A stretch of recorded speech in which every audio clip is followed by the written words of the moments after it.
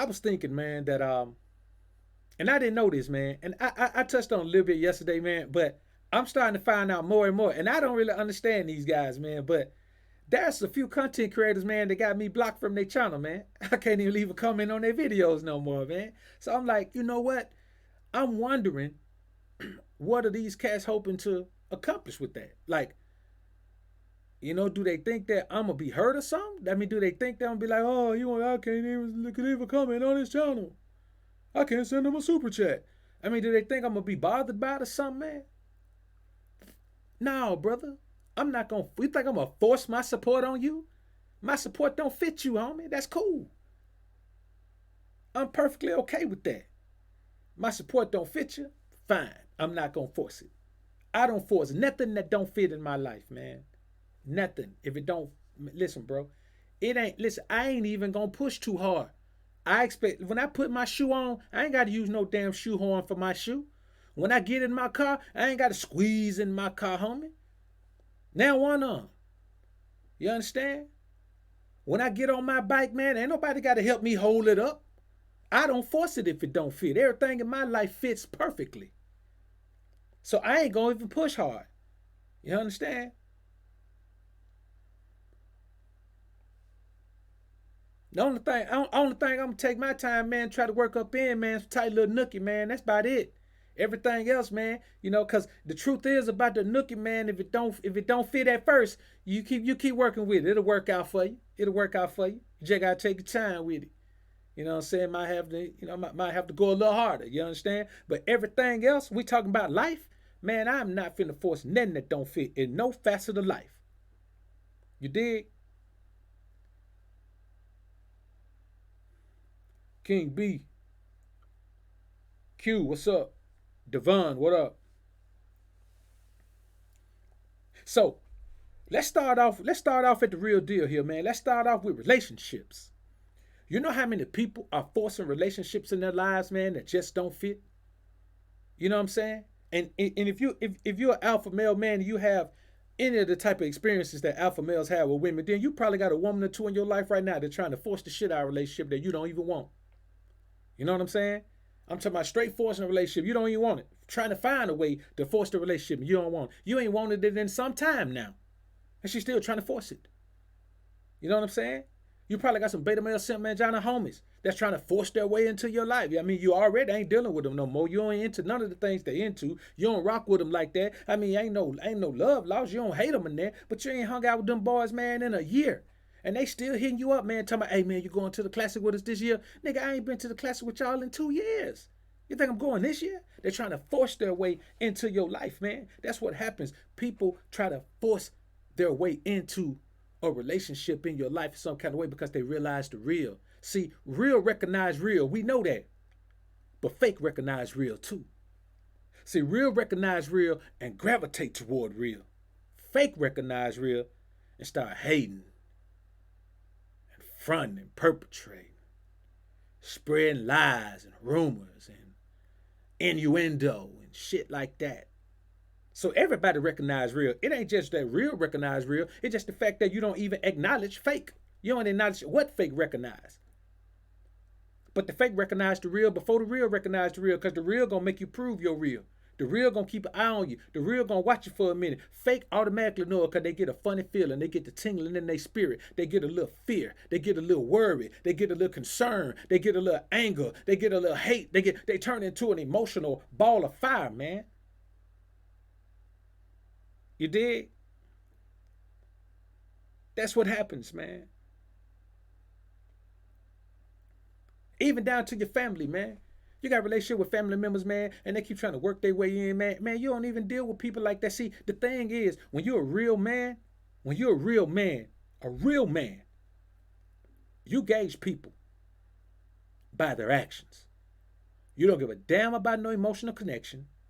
You understand? If your brother is a crook, you treat him like a crook. He's still your brother. You know what I'm saying? You still love the nigga. Still got love for him. But you treat him like a crook. You know what a crook does.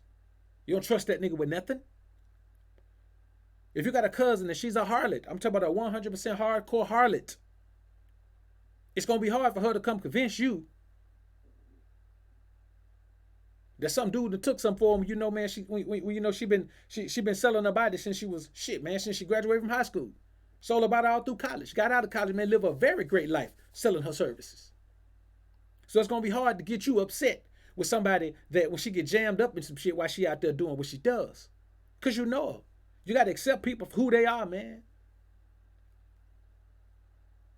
If it don't fit, don't force it, man. When you get to the intimate relationship with women, man, hey man, it don't take long to realize that a woman ain't for you. A lot of times, man, I try to recognize if a woman ain't for me before I even cut her. You understand? That's why I take my time, man. Listen, bro, it been a long time since I pulled off a one night stand, man. And that one night stand was so crazy, man. Look at here, man. I was already at a room with one chick, and I just went on and grabbed it for the weekend because I had a hookup. If you grab it for the whole weekend from Friday to Monday morning, then you know it's crazy payoff. You know what I'm saying? You pretty much just put the money in the clerk hand. You know what I'm saying? Anyway, he ended up getting jammed up for that though. But anyway, that's another story. So man, I'm in the hotel, man, with this little chick, man, little red, thick little chick, man. I'm talking about, man, shout it, man, she had that fire water, man. I'm talking about, man, Aquafina. Nigga, I'm talking about a waterfall. It's like it never, like continuous waterfall. You know what I'm saying? I'm talking about valedictorian brain, man. I mean, hey, listen, bro, she's in my top 3, best experiences ever, man. You know what I'm saying? Just the overall experience with her. I'm not going to break down to each experience. Just the overall sexual engagement with her, man, is in my top 3. Like nobody, I don't care what experience comes after that. Nobody's going to be able to bump out the top 3, man. That's just how crazy it was. But anyway, man, so she drove to meet me over there, man. Because, the next morning, man, it was, actually it was Sunday, I think. Yeah, it was Sunday. So she chilling there with me, man, on Saturday, man. But anyway, I got up, man. I had to make a run. You know what I'm saying? I was back to work. I had to make a run. She had to dip, man. You know what I'm saying? Get ready to go to church with her grandmama or whatever. So she dipped, man. All of a sudden, when she dipped, I hear some. I'm in the shower, man. I hear a whole bunch of hoopla in the room next door, right? So I'm like, damn, what they doing over there, man? Sound like a nigga might be whooping on the broad over there, man. I mean, they were going in, man. I ain't paying no attention, man. I had just blew one, man. I was straight. So when I got out, man, it took me a minute, bro. When I got out, man, it took me about 30 minutes. I was watching, I can't remember what I was watching, man. Some sports show or some shit I was watching. I can't remember what it was, man. May have been Sports Center. So I'm watching Sports Center, man, as I'm getting ready, man. I ain't in no real big rush because I'm ahead of time anyway. So I walk out the door, man. Bad little chocolate chick sitting outside that room. Boy, when I'm talking about bad, nigga, I'm talking about, listen, bro. The chick who left that morning, man, she was a good solid 8, man. I'm talking about good strong 8. A strong 8. To where dressed down, she's an 8. And she wasn't really big on makeup or none of that shit. I ain't never really rock with none of that. But this chick out here, man, this little chocolate chick, man, just imagine. You know how Serena ass look from the side? Now throw some feminine hips on with that shit. And a pretty chocolate face, man, with some of them big, them DSL lips, man. I'm talking about, man, she was throw. And come to find out, man, I was like, damn, Charlotte, what you doing out here, man? Looking all crazy and shit. Looking homeless out here and shit. She's like, man, this fuck nigga, man. And then nigga put me out the room, man. With my phone in there and everything. Nigga put me out the room because I wouldn't give him none. I said, what? That nigga put you out because you wouldn't give him none. I said, well, the nigga brought you to a room, Charlotte. You knew what you were coming for. She's like, yeah, but when that nigga whipped out that little thing, I wasn't finna do nothing with that. I wasn't even finna front. I like, oh, well, shit. I mean, size matters. You know what I'm saying? So I was like, well, shit, you need to, I just slipped my mind that she said he locked the phone in there. He put out, man, left her phone inside. So, and whatever else she had with her. So, I was like, shit, I mean, you gonna call somebody? She said, no, I told you to leave my phone in there. I said, all right, well, shit, you need to use my phone to call somebody? So she called her cousin, but her cousin had a baby and her cousin couldn't leave. But her cousin was close by to where I was going anyway. So, but I ain't tell her that. She ain't know where I was going. So anyway, I was like, she's like, yeah, my cousin live in such and such. I like, well, shit, I'll run you over there, shot. Come on, I'm going that way anyway. So cool. Because, I mean, I don't even want to leave the chick out there like that, man, just out there like that. Because something would have happened to that broad, man, I'd be like, damn, I could have, shit. She was a bad little chick, nigga. I'd let somebody strangle her and chop her up and shit. So, and then another thing, I ain't gonna lie, man. I was looking at her, man. I was like, shit, she ain't, at least I know she ain't, that nigga didn't knock, man. I'm probably finna knock her. So, man, we hopped in the whip, man. Of course, I was clean. You know what I'm saying? I was getting ready to go handle some business. So, you got to look the part when you're out there in the field. So, man, I was super clean, man. Draped up, dripped out, man. You know what I'm saying? Sitting up on shoes, man. So she hopped in, man. We smashed out. And she hadn't paid attention to me because she was stressed the fuck out, I guess, about the situation. Like, this nigga, him, blah, blah, blah, blah. So, she finally looked at me, man, and saw I was draped up and dripped out, man. Man, suddenly Shawty said, damn, nigga. I said, what the fuck wrong with you, Shawty? She said, man, your ass fine as hell. I said, girl, go on with that shit. I mean, you've been looking at me all the time. Shit, I was fine when you got in the car. What you talking about? So if y'all ain't pay attention to you, I had shit on my mind, blah, blah, blah. I was like, well, cool, shawty. I mean, just kick back over there, man. So we ride, man, and all of a sudden, man, Shawty reached over, man, started rubbing on my mane, man. You know what I'm saying? And I was like, I said, shit, don't start, and then you can't finish, Shawty. She said, well, shit, I ain't. That nigga couldn't finish it, and I'm horny as hell. So I was like, all right, let me make this stop right quick. I already knew what I was finna do. I made a stop by one of the stash houses, right? Well, by one of the spots. Look at me, man, talking crazy. I made a stop by one of the spots that were pretty close to where she was going, right? So I went in there because I needed to go in there anyway and grab the A Kizzle. You know what I'm saying? Where I was finna go was the jungle, and I was too clean to be over there, man, talking about scuffling. So I grabbed the A Kizzle, man, and when I went back out there, man, Shawty was knocked out. So now I pushed upside the head, man, and she said, "Damn, nigga, what's wrong with you?" So anyway, make a long story short, man, I was like, "Well, shit. I mean, why we in here, Shawty? You know what I'm saying? You need to go ahead and let me touch them lips. The motherfuckers look like they know what to do by themselves. But let's see if you can help them out." She was like, "Nigga, I don't know you, blah blah blah." Man, I just whipped out and popped on the lip, pow. And she just fell out laughing, man. She fell out laughing, man. But that shit turned on, man, and she just went to work. So I was like, man, I enjoyed myself, man. You know what I'm saying? I beat Lil Shawty all around that motherfucker, man. All in the kitchen, man. All on the floor, man. I mean, shit, just whatever I can think of, man. I knew I wasn't gonna see her no more. Still don't know her name to this day. So, I went on, man, and dropped off, man. And that was my last one night stand, man. I was just reminiscing about it, man. So I wanted to share it with y'all, man. But I ain't gonna go into no more detail than that, man. I do want the video to stay up. But anyway, man. So that was my last time having a one night stand. I ain't with no one night stands, bro. You know what I'm saying? I'm not gonna have no one night stands with no chick, man. So I take my time to get to know a chick to see if she's somebody I even want to cut. Cause I'm telling you, man, I do not want to get no bra hooked on me, bro. Let me tell you something. If you ain't never had a bra hooked on you, man, I'm be honest with you. If you ain't never had it, that shit may seem like some fun shit to have. It may seem like, damn, man, that shit is cold, man, to have a bra hooked on you, bro. You don't want that. You don't want that. You know what I'm saying? You don't want the stress of that shit right there, bro. That is not something you want to deal with. And I've dealt with it a few times in my life, bro, and it never gets better, and I don't like it. And you won't like it either. I promise you. You wish for it. You better be careful what you ask for, 'cause I swear you're going to regret that. Any homie in the chat that had that happen, I know you can agree with that, man. You do not want that. You know what I'm saying? That just ain't something you want to happen. So when it comes to that intimate thing, man, I'm not gonna force nothing that don't fit. You understand what I'm saying? And by that's why I say you gotta let spirituality govern your life. If your spirit man don't govern your life, you're gonna do a whole bunch of physical shit that's gonna get you in a whole lot of trouble that you ain't have to be in. And by trouble, I mean inviting evil principalities and evil energies into your life, man. Let me tell you something. I don't care how tough you are. I don't care how strong you think you are. When them evil energies get to sliding into your life, you ain't got enough gangster to thwart them. You understand? You ain't cold enough to thwart them. You ain't got enough game to maneuver your way out of them. Man, you got to go back to the Most High, which you should have been in the first place, and you got to trace your steps back. And now you got to go. And a lot of time, man, when God expect you to know better, He gonna punish you. He ain't gonna let you off easy. When He expect you to know better and you do it anyway, you gonna get some punishment. All you can pray is that He's lenient, but He ain't gonna let you just go scot free. Not the God I serve. The God I serve ain't no turn the other cheek punk. He ain't no, man, take your coat, you give me your cloak too. He ain't that type of, I don't serve no guy like that. And so He expect a lot from you, man, when He know you knows better, when He knows you know better. So I'm not gonna force that, man. I hear cats, man, got all kind of drama with their baby mom. Man, listen, I have at least 2 consultations a week, man, with somebody, man, having all type of trouble with their baby mama, man. I got a video coming up on that now, man. I got a Patreon request. And I got a video coming up on that, man, I might put it in with the Pack Friday. It'll probably be in with the Pack Friday.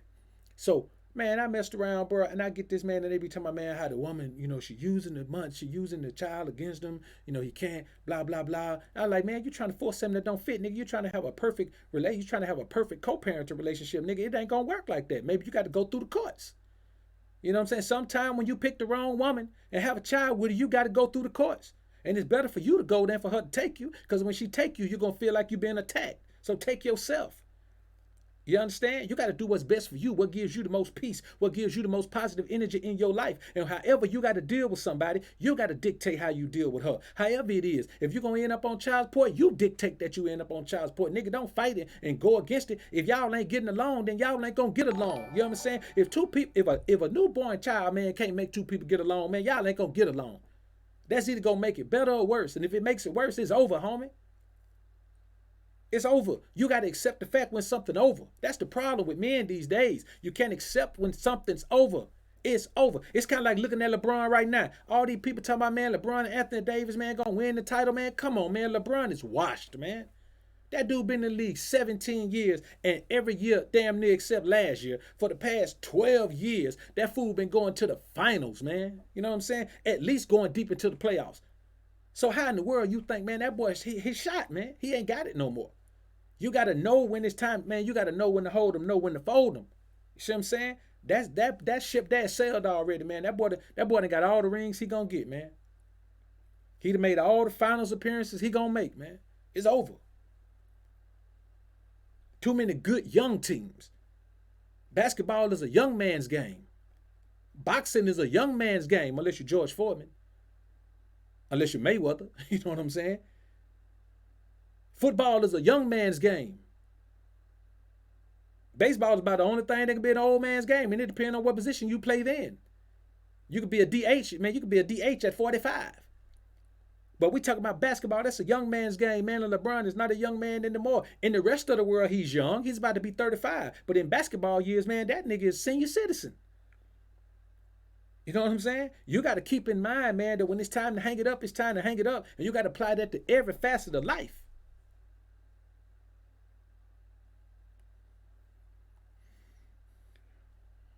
You know, man, listen, bro, on some real talk. I'm going to be perfectly honest with y'all, man. If this content thing, man, if it wasn't constantly growing for me, man, at a steady, consistent rate, man, that I was satisfied with, I'm going to be honest with you, bro. I wouldn't still be doing this. I would have figured out another way to deliver my content by now. You know what I'm saying? I would have figured out another way to do this. If I was still coming in here doing these live streams, man, and I was still getting 20 folks in here after all this time, hey, man, let me tell you something, bro. I wouldn't even be doing live streams no more. I'd be done. You got to know when it's time to throw the towel in, man. Sometimes you just got beat. You ain't going to win everything in life. And then before you become a winner, you got to take some losses. You see what I'm saying? Now you look at Floyd. Floyd undefeated as a professional fighter, man, but Floyd took a hell of a beating in the Olympics, man. You look at Roy Jones, man. Roy took a hell of a beating in the Olympics, man. I'm talking about not losing a fight, but getting robbed. You know what I'm saying? We talking about boys getting robbed. You know what I'm saying? You look at how Floyd uncle, man, his dad, both of them been in trouble, man. Dad been in prison, man. Man, that boy that he had to deal with a lot to get to where he was, man. We just looking at the boxing part. But in life, that boy had a bunch of failures and bumps and bruises to go through, man. So you got to look at your life in its entirety. You got to look at your entire life, and you got to learn from the patterns in your life. When the patterns in your life say that you let shit go on too long, you got to improve that, because all that time you're wasting, you ain't getting it back. So if you're in a relationship with a woman that only supposed to last a year, and you in it for 5 years, boy, you done watched a 4-year degree out of your life already. A 4-year degree. You know what I'm saying? Oh yeah, now see, don't get me wrong, man. Hey, I'm a realist. I'm a realist about it. But don't think I don't want to see Bron and AD get him one, man, before he get out of there. You know what I'm saying? I want to see him get one before he get out of there, man. But I'm gonna be honest with you. Maybe that nigga was rested, man, because he rested longer than he rested shit probably in his career since his first season. He rested long this time, man. He looked gassed, man. You know what I'm saying? Trying to play both ends, just look like he ain't have it in him. But we'll see, man. We'll see. It's a long season. And I still would take LeBron and AD over any of those other combos. You know what I'm saying? I take LeBron and AD over any of those other duos, man. Just for the length, you know, the skill set, and the fact that AD can defend 4 positions. You know what I'm saying? That shit just it's close. It's close, but I still roll with them, man.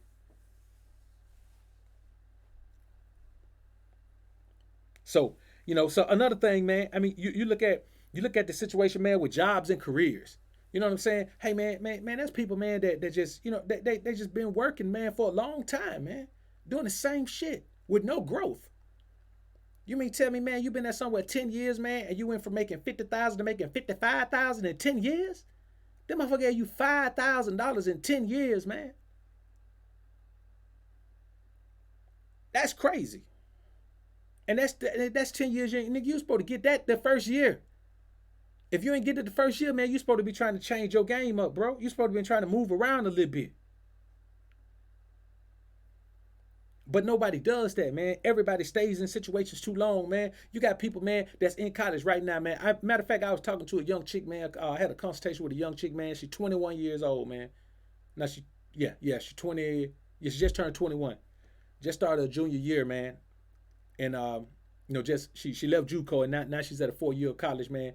And this whole time, man, now in JUCO, you just kind of taking some prerequisites and all that. Then when you make that transfer, man, to the 4 year, then you really get into, taking those courses that are necessary for your degree, man. Man, she been going to school all this time, man, focusing on degree, man, that she fucking hates.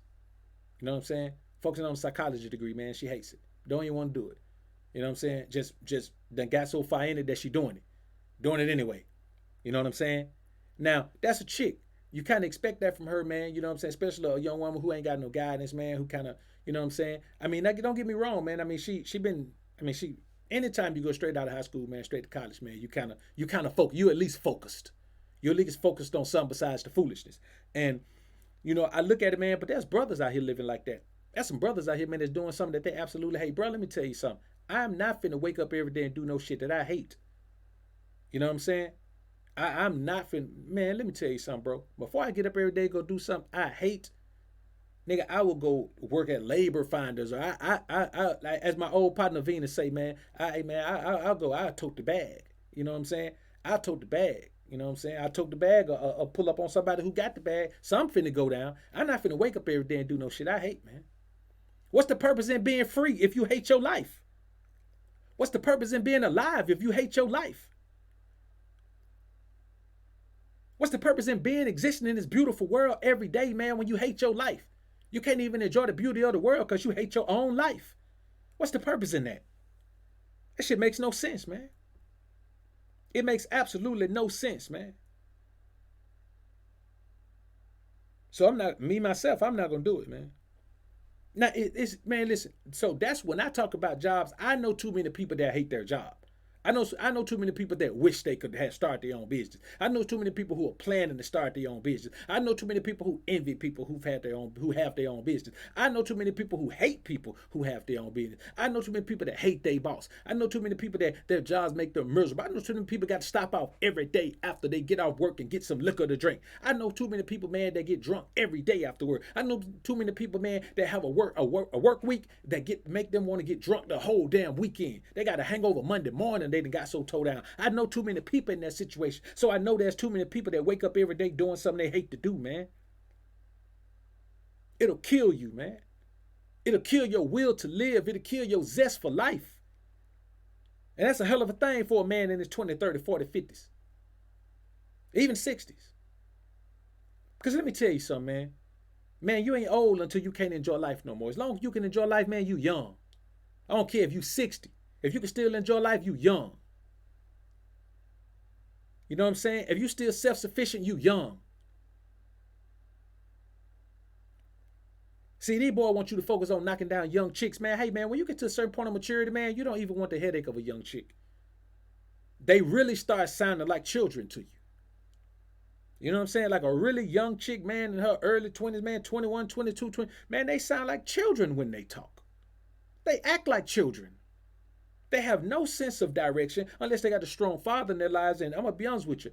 Unless, man, listen, it got to be something on that man's heart from God for him to be okay with you being 30, 40 years old, man, and you talking to his young daughter, man, and she 20.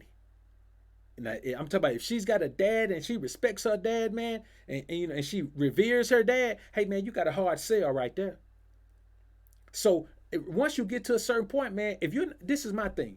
When you get to a certain point, if you're not turned off just by, and I'm not saying this in a bad way, I'm just saying by the immaturity of a really young chick. Like if you can bypass that because you want some sex so bad from her, I don't know what to tell you, man. I really don't know what to tell you. You know what I'm saying? Now, it's totally different. Sometimes you run across a young chick, man, at 23, 24, man. She'd have been to college, man. She'd have had to do some things, man. She'd have made some grades. She'd have had to face a situation where they tried to take her grade from her or cause her some turmoil and getting her degree. And she matures a little bit. You know what I'm saying? But the majority of the time, man, you get a young chick like that. If you're a really mature man, I'm talking about a well-read, well-versed, well-traveled man. Hey, man, it's hard to connect on a deeper level with a young chick like that, man. It's hard to connect. You know what I'm saying? And the thing is, it don't matter how fly you are physically. You know what I'm saying? You can be 40 and look like you're 22, but it don't really matter because mentally, I mean, you just, what you gonna talk about with a chick that young, bro? It turns into a thing that's just sexual. You understand? And I'm talking about in the square world now. Y'all know I'm talking about in the square world. I ain't talking about in the life on the turf and no other type of business. I'm talking about in the square world. Young college girl and you out here, man, a business man. That's what I'm talking about. But you know, hey man, listen, bro. I'm not saying it can't work. I'm saying that if your mindset is that that's what you go after, then your mindset is different, bro. Your mindset is real different.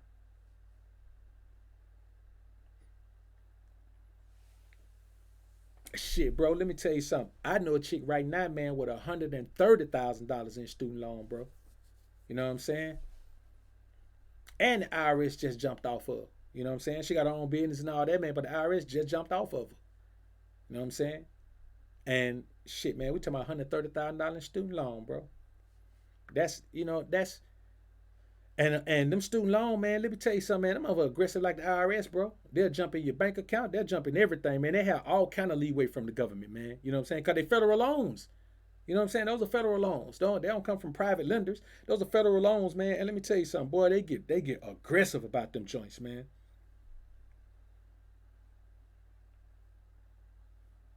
So another thing, man, is this right here, man.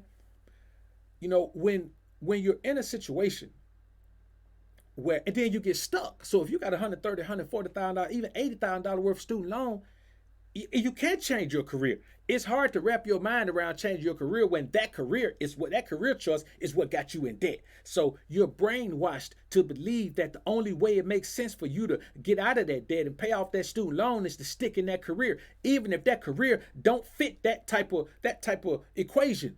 If that career doesn't equal the amount of money you need to pay that stuff off, you got to change careers. You got to change careers, man.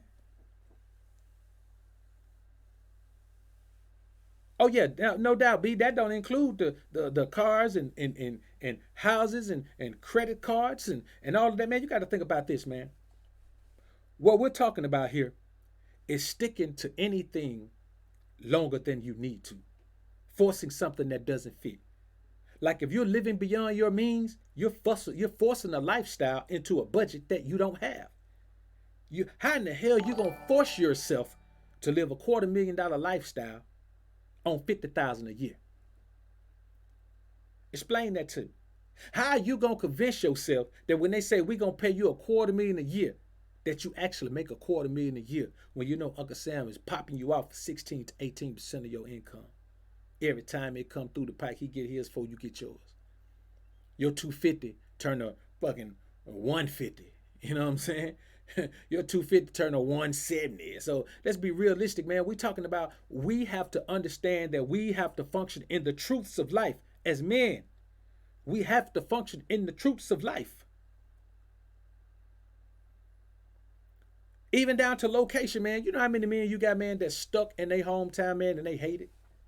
Nigga wanted to leave straight out of high school, man, stayed there. Then he wanted to leave straight out of college, stayed there. Then he wanted to leave, man, 10 years after that, stayed there. Went to his 10-year class reunion, man, wanted to leave. Now he had his 20-year class reunion, still want to leave. Nigga ain't left yet. Now he bogged down with a wife and kids. Right now he ain't finna go nowhere. See, you got to get why the getting is good in your life. The opportunities to do the things you want to do ain't gonna always be there. So you ain't got no time to be trying to force something that don't fit. You got men that absolutely hate the women they're married to, man.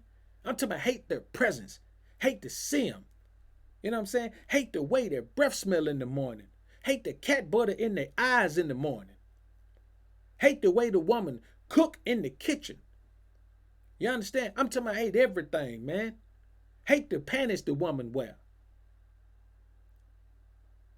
Hate that bag she wear on her head at night. Hate everything, man. That boy is miserable. And you know what he doing? Stand right there. You know why? Because his money and whatever else he might lose is more valuable to him than his peace of mind.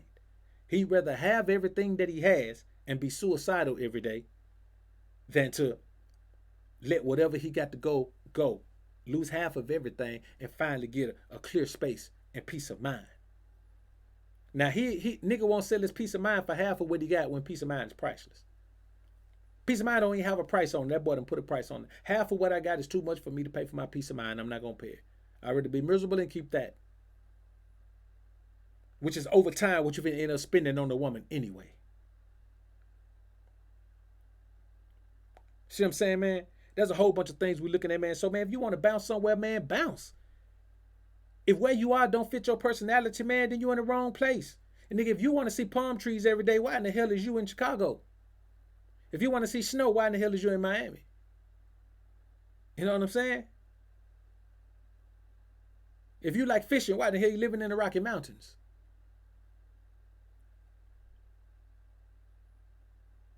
If you want to work for the government, bro, let me tell you something. Ain't that many government jobs in Lexington, Kentucky, man. You need to be in the DMV somewhere. You understand? If you want to be in the tech, man, why in the world are you living over there, man, in Tuscaloosa, Alabama, man? You need to be out there in Silicon Valley, bro. You got to go to where the getting is good for you, man. Listen. You know, there's a big hoopla between these dudes talking about, man, you know, the travel out of the passport police and the passport gang and the travel guys and all that. I'm not a part of that because I don't care one way or the other. You know what I'm saying? I'm just not a part of that. I'm not, you know what I'm saying? None of it's negative or positive to me. It's nothing to me. I don't care anything about it at all. But I will say this to you. Before you consider traveling abroad, make sure you love where you are at home. Make sure you love where you are at home. See, the problem is we want to make a big statement where these cats want to make a big statement about how women are, but niggas ain't lived in but one state in his whole life. How you know how women are when you done lived in one state? And I can tell you, after living in 10 and visiting 30, that women all over the place are different. Their outlooks are different. Their style is different. Their vernacular is different. The way they view the world is different. You know what I'm saying? You get out there to women that see the beach and the ocean and palm trees all the time. They totally different from women, man, like in New York, who don't see them but buildings and concrete all the time. The whole era of the whole aura of the women is different. Their energy is different. You know, they're more welcoming in those environments because those environments are more peaceful. They're relaxing. You know what I'm saying? When you wake up every day and it feel like you live on an island, hey man, shit, your mindset is gonna be different. You know what I'm saying? So, you know, you got to, you know, when you think about it, man, go wherever you want to go. But you got to take care of home too. You can't be miserable at home because wherever you travel, you still got to come back home.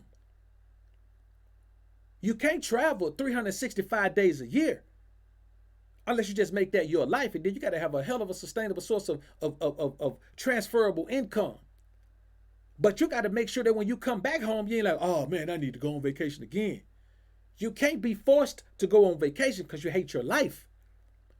You got to do it because that's just your thing. Getting out the country, just your thing.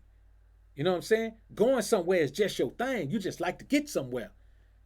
Your eyes stay on the map trying to find the next place you're going. You just spin the globe, and where it stopped, no one knows, but that's where you gonna go. That's how you live. That's cool. Ain't nothing wrong with that. But how do you feel when you get back home? Are you coming back home to a life you hate? Because you got to take care of that too. That's the biggest part of your life. Home. You gotta take care of your life, man. You can't run from it. You can't try to fix it externally. You got to dive into the area that's a problem area and fix it internally. Let me tell you something, man. If you got an old school whip, man, let's say you buy old school, man. You know, I buy a lot of old school. Let's say you buy old school, man. It's tapping. I bought a 79 Lincoln Mark V one time, man. And it had set up for 5 years, but I went down there, it was running. Now, the dudes hadn't changed the antifreeze or anything like that out, man. And I ain't bring none with me, man, because the car was running. So, but what I did, as soon as I drove the car off, man, I stopped at the first store I got to, man, and I reached under there, man, drained the antifreeze out, man, filled it back up with antifreeze. Now, I ain't have a chance to change the oil or flush it or nothing like that. So, but I mean, it was running, wasn't no tapping, wasn't no knocking, wasn't no nothing. But I say this, if it had been knocking, then I would have known that You know, if of course an old car like that, you could change the oil, but they had already changed the oil. So if it had been knocking, I would have known that it was something that just changing the oil. You can't take the oil filter off and drain the oil and put some more oil in there. You got to go inside the motor. That's how you got to do in your life, man. Your life is, man, listen, your home life is the motor for everything else. Your home life, how you make your money, your energy, all of that determines how you run the rest of your life. So if you're miserable at home, you ain't nothing gonna fix that. Because the thing is, you gotta think about returning back to that misery. You can't enjoy yourself nowhere, man, if you think about returning back to misery. And that's the reality of it, man. SJ3, salute to you, my brother. Appreciate you doing in the joint. Appreciate you rolling through, man.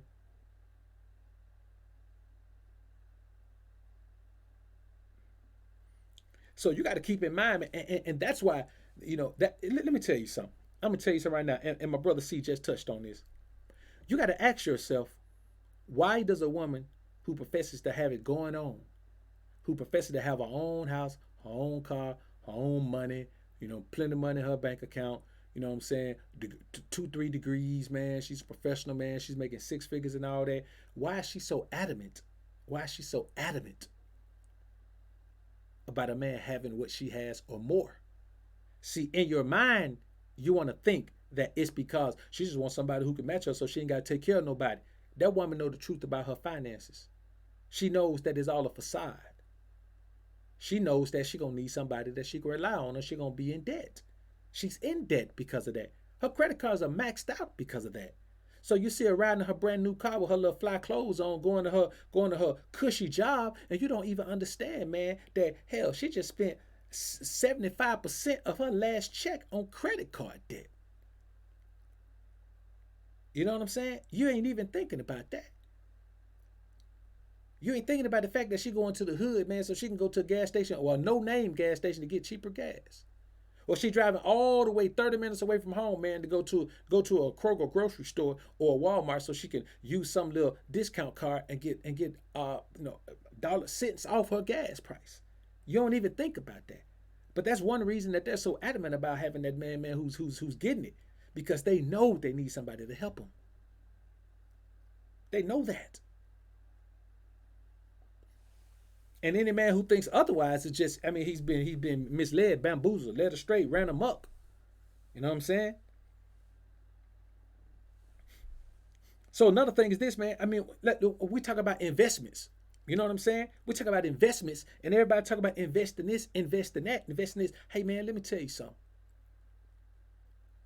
You invest in what you want to invest in. I'm not investing in shit that I ain't got no interest in. I have an interest in real estate. I have an interest in flipping cribs. You know what I'm saying? Like I have a huge interest in flipping cribs. You know what I'm saying? I'm talking about like really doing. I'm talking about really doing flips. Going in there, gutting them, flipping them for real.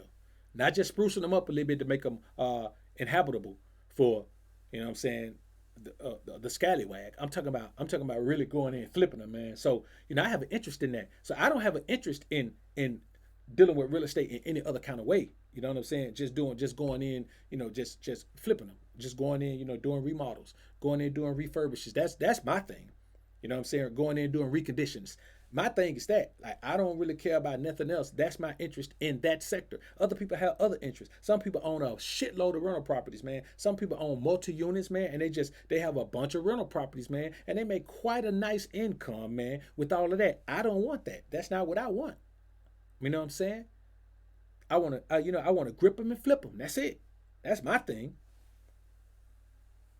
And so the thing is, man, you got to look at yourself, man, and say, okay, so let's talk about other businesses you can invest in. Hey, man, let me tell you something. I had a partner came to me with a hell of a restaurant idea. I didn't want no parts of it. I mean, the business plan was, man, listen, when I say the business plan, man, you knew that if he did this thing the way that business plan said, it was gonna pop out. I ain't want no parts of it, man. I ain't got no dog in the race of the restaurant industry, man. I don't want to be in it. I don't have to deal with the FDA. I don't have to deal with the USDA. You know what I'm saying? I don't have to deal with the organization, man, that feeds my people, man, and push the laws out to govern my people, what they eat, and all these areas, man. And then there ain't one black person on the whole damn panel. You know what I'm saying? Ain't one black person on the whole damn committee. I'm talking about USDA, FDA. Now ain't no black person on the whole committee. I'm not finna deal with them. You know what I'm saying? I don't want to deal with them. And then the whole restaurant business, that just ain't my thing.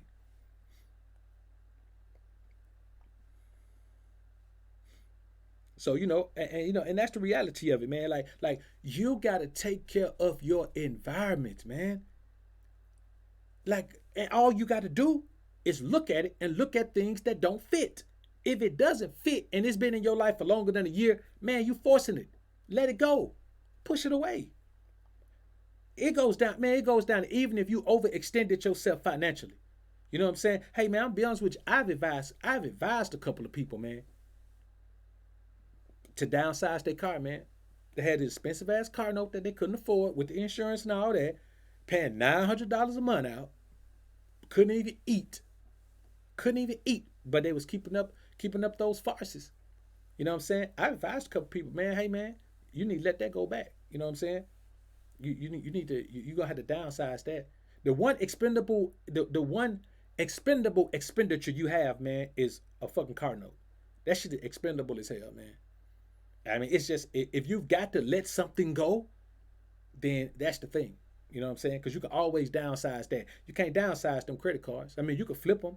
You can get a lower interest card and then transfer. You can do all that shit. But I'm talking about the one thing that you can immediately downsize. It's that, man. You know what I'm saying? And if your money already jacked up, nigga, you don't be worrying about your credit already jacked. You know what I'm saying? If your credit is jacked and your money is jacked, you got to get your money right first. You got to be able to have extra money in order to get your credit right. You know what I'm saying? It's crazy to me that to be in a situation where your credit is bad and your money is stretched out too thin. You know what I'm saying? Your credit is bad and your money is stretched out too thin.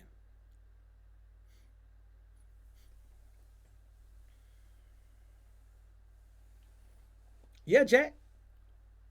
Mr. Jack say, do I mean let it go back to the bank? Yeah, bro. If you listen, bro, if your situation that tight, the bank gonna eventually get the car anyway. That's just the reality of it. If your situation's so tight that you got to keep robbing Peter to pay Paul, the bank gonna get the car anyway. See, and I know people who are in situations, man, where they're at risk of losing their car and they're at risk of losing their home. You know what I'm saying? Or they're at risk of losing their vehicle and they're at risk of being evicted. What you rather have, a car or a roof over your head? You can figure out transportation in most places, but you ain't got no roof over your head, bro. You talking about living in your car. I'm talking about people who are in dire straits, and then you don't get that repossession. See, a repossession is a totally different ball game than just defaulting on a car loan. You know what I'm saying? A repossession means that you got so far behind they had to come grab that joker off you, and even though they've been contacting you, you know what I'm saying? They've been contacting you. You ain't paid them and you ain't bought the whip back. You've been trying to keep the whip. So not only are you a person who can't be trusted to pay your bills, then on top of that, you're an unscrupulous person that tries to hide something when the people tell you they need to get it back. You see what I'm saying? So you can compound these things. You know what I'm saying?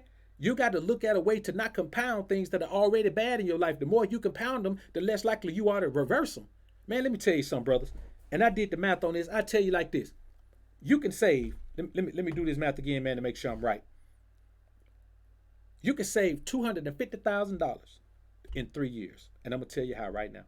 It ain't as difficult as you think. It's not as difficult as you think. Yeah, you got to grind your ass off. But I say if you're a young man, even if you're an older man, it don't matter how old you are. You just got to bust your ass for 3 years. Let me tell you something. Let's take $250,000. All right? Let's divide it by 36. That's months. 36 months. I did it another way before, but let's do it. Let's do it like this. Let's do it months. Divided by 36.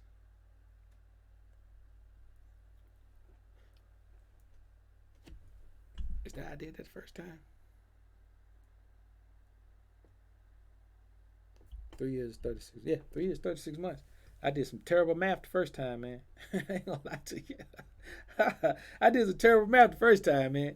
So what we're talking about? Well, let's cut that. Let's cut that to 125,000. You can save $125,000 in 3 years. We talking about saving. We ain't talking about investing or none of that. We talking about you can save $125,000 in 3 years, man. I did some bad math the first time I did that, bro. Woo, woo, woo, woo. That was bad. Damn, that was bad. Hey, that was so terrible, man. I did it in my head, man. I don't know how I came over that though. I came up with a much lower number than this. So $125,000, man, which ain't a shit. I mean, it's good money, man. If you broke, shit, 125 racks in 3 years, that's good money. If you broke, if you broke right now, that's decent money. So if you save 3,472 dollars a month for 3 years, $3,472 a month for 3 years, that's $125,000. Let's say 50,000. See, we're gonna tell you how to get your ass out of debt and have some money. You know what? Now let's say 20,000. This is what you want to save besides paying your debt. I'm going somewhere with this. Y'all give me a minute. We talking about saving $555 a month. If you save $555 a month, that's all you need to put back every month. $555. Everything else you got, spend that shit either paying off your debts, try to get some of them shits consolidated. You see if you can get some payoffs and have them lower the price and give you a payoff price. Get out of debt, homie. See, let me tell you something. This is crazy now. You want to build your credit, but you don't want to get in personal debt. Personal debt does not really build your credit. Not the way you want it to. It helps you get more personal debt. If you want to get some debt, you want to get a business loan. You want to get a loan to buy some properties. You want to get a loan to do some other shit. You don't want to go and get you don't want to go and get personal loans for personal shit. You don't want to get a $80,000 personal loan for a damn car. That's dumb shit. Anybody who tells you that's smart is an idiot. You understand? You don't want to do nothing like that. You don't want to get 5 credit cards, man. You don't need 5 credit cards.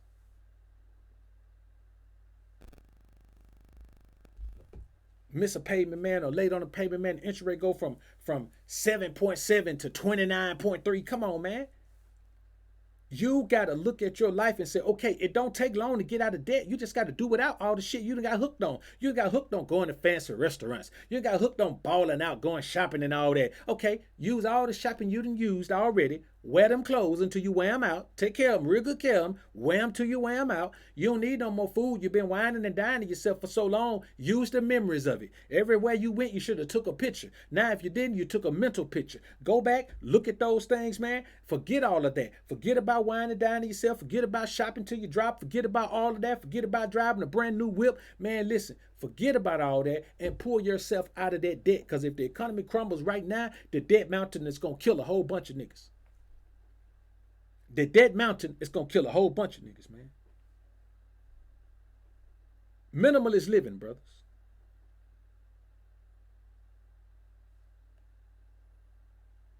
Minimalist living.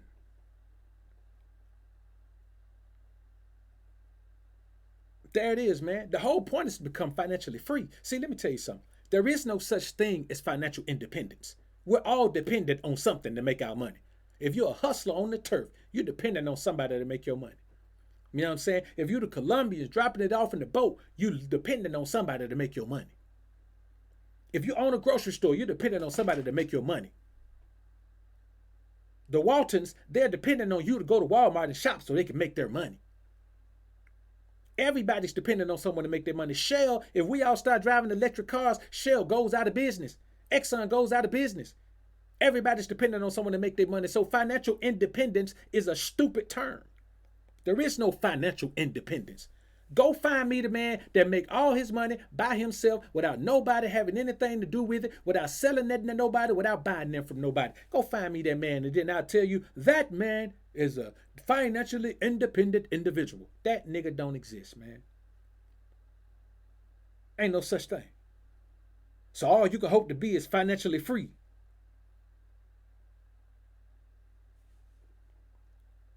All you can hope to be is financially free.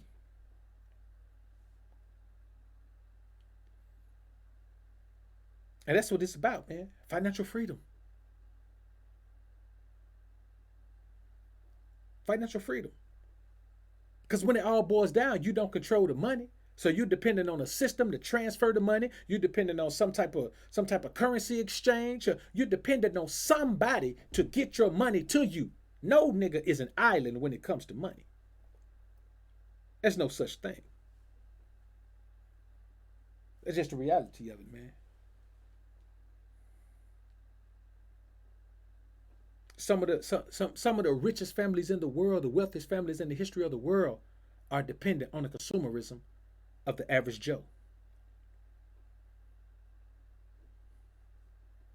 The consumerism of the average Joe.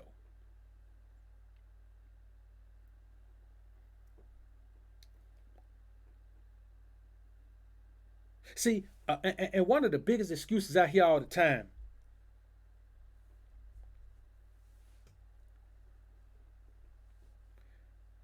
you still ain't free, bro, because you're dependent on the bank to kick you interest back. If the bank don't kick you interest, if the bank says, okay, we ain't give you no interest, your money just gonna sit there, then we ain't having this discussion. You know what I'm saying? You're still dependent on the bank to kick that interest back to you. You know, you're dependent on the Fed, you're dependent on the interest rate to remain what it is. You're dependent on it not to drop to 1%. What if the interest rate drops to 1%? Then you out of the game. You know what I'm saying? Everything is dependent. You know what I'm saying? Everything. I mean, you're dependent on somebody or some system. Like, people created that system. People run that system. Whatever system you're dependent on, you gotta depend on something to get you your money. You gotta depend on someone to give you your money. That's just the way it is. Shit, man, listen, I'm gonna tell you like this: we hit a recession, nigga. The bank can shut down on everybody. Literally, the bank can shut down on everybody and keep your money and the interest they was gonna give you. So if somebody has that type of money, that type of power over your currency, over your income, over your finances, then you need them to do what they say they're gonna do, or you're gonna fall off. See what I'm saying? But I get your point though, man. I get your point. You damn sure start to free yourself up a whole lot more. So you can be financially free, but not financially independent. See, in that equation, you're dependent on the bank.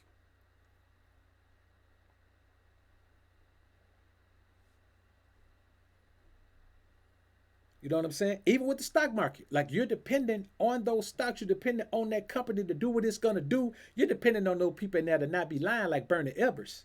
You know what I'm saying? So, but I get what you're saying though, man. The point is financial freedom. Get financially free. Be able to wake up whenever you want to wake up. You know what I'm saying? Be able to grind whenever you want to grind.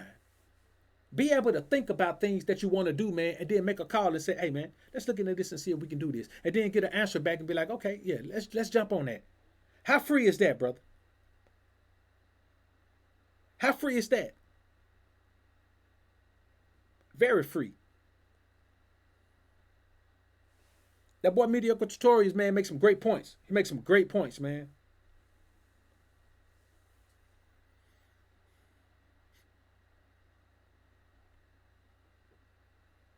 The bottom line, man, and then we're gonna move on from the investments, man, and the finance. The bottom line is this, brothers. You got to get assets. You got to get assets. Nobody gives a shit about money but poor people. The only people who care about money, like paper money, is poor folks. People who are consumers. Consumers are the only ones that function in the paper money world. Nobody else does. When you get out of that consumerism mindset, you realize that everyone has assets, which means it doesn't matter what the form of currency becomes. If the form of currency becomes snotty toilet paper and you got $1 billion worth of assets, guess what? You got a billion, you can start selling shit off, man, to get some snotty toilet paper and make some money moves. You see what I'm saying? If you own the assets, literally, the international source of it, the international preferred currency doesn't matter to you if you've got assets. If you got a whole bunch of money put up somewhere, if you got $1 million in the basement, man, you ain't got shit down there. You got some banknotes down there. It ain't nothing until you spend it. Money is nothing until you spend it. Even when they give you a check, when your job give you a check, man, that shit ain't nothing. It ain't nothing. It ain't nothing until you spend it. Because one of these days you're gonna go and try to spend it, and that shit ain't gonna spend. I can promise you. I can promise everyone. If you're dependent on liquid assets, one of these days you're gonna go to spend those liquid assets, and them motherfuckers ain't gonna spend. I can promise you that. You know what I'm saying? There's a crazy thing going on right now. This year, right here, there are more CEOs leaving their companies than in the damn 2008 recession. We're talking 2019, 11 years later. There are more CEOs leaving their post than the recession in 2008. That's the second most. And we just started the third quarter. We ain't even halfway through. I mean, the fourth quarter. We ain't even halfway through the fourth quarter yet. And there's already more CEOs that have left their post. Come on, man. That's something going on out here in the money world, homie. That's something going out here in the asset world. And there are more assets than just real estate, man. Now, real estate is one hell of an asset. I'm gonna be honest with you, but it's got to be prime real estate. Any little piece of property ain't worth shit. You can't just go get some property and say, hey, I own some property. You know what I'm saying? Crazy, nigga. I got 29 acres in the country right now. Terrible fucking land. Can't build on it, can't plant on it, can't even put a lake on that motherfucker. Just terrible land. You know what I'm saying? Just passed down. You know what I'm saying? Can't do nothing with it. Don't nobody, nigga. Only thing I can do with it is sell the trees, sell the lumber off of it. That's really the only thing I can do. You know what I'm saying? Sell the lumber off of it. It's terribly located land, man. You know what I'm saying? It's like, I almost feel like, man, my people got fucked it. They got fucked out of money to get that land. You know what I'm saying? But, you know what I'm saying? Hey, it's me though. You know what I'm saying? I ain't gonna trip. It's me. Another thing is this, man. We got to stop telling ourselves that you put too much time into something to quit. What the hell you mean? You put too much time into something that ain't working to quit? No, nigga. You put too much time in something that ain't working to keep going with it. How you put too much time in something that ain't work to quit, and you think because you put so much time in, you should keep on doing something that ain't working? At some point, you got to look at it, man. You got to keep understanding, brother, that you have to change your life. You have to change it. No one, I can't change it. No content creator can change it. An accountant can't change it. All these people can only advise you on what to do. Accountant may be able to get a little bit more involved and make some moves for you on your behalf, but the ultimate goal, the ultimate responsibility to change your life falls on you, man. It falls on you. Hey, no doubt, Chris, this crash, people aren't even looking at how big this crash is going to be because everybody's still going along party and bullshit and party and bullshit, and that everybody's doing that. Everybody's still on the same thing. The music is lullabying people to sleep. They got this music in this fucking 749 cadence, man, and motherfuckers don't even remember what it feel like to be in the 528 cadence. You know what billionaires don't do? Listen to popular music. All the rich people I know, man, they listen to classical music or old jazz or some shit like that. They don't listen. And most of them listen to classical music, man. They don't listen to this cadence music, man. This shit clouds your judgment. It clouds your ability to understand that you're in a fog. It keeps you in a fog. This music is kind of like the Pied Piper. That's literally what it is. This music is like the Pied Piper. The more you listen to it, the more abstract your thoughts become, which means that the less you're focusing on the shit that's really going on in your life. I don't listen to this shit, man. I listen to classical music and wordless jazz. I don't listen to music with words in it. I create music with words in it. But I always make sure, man, that that there's a message in it. Even when it sounds good, it feels good, there's always a message in it. You know what I'm saying? But man, I listen to wordless music, man. You know what I'm saying? I don't need anybody lullabying me to sleep over this fucked up cadence music, man, to where, you know what I'm saying? And it's a crazy thing out here, man. You know what I'm saying? We're living on a sound spectrum that our ancestors never even would avoid. Like, we're living on a noisy ass sound spectrum that keep us riled up, keep us in a bad head space all the time. But that's another story, man. We won't get into that. All right, the brother C say 5G stock is a good investment right now. Good information, bro. Chuck Spencer, what's up, man? I see you in the building, Chuck.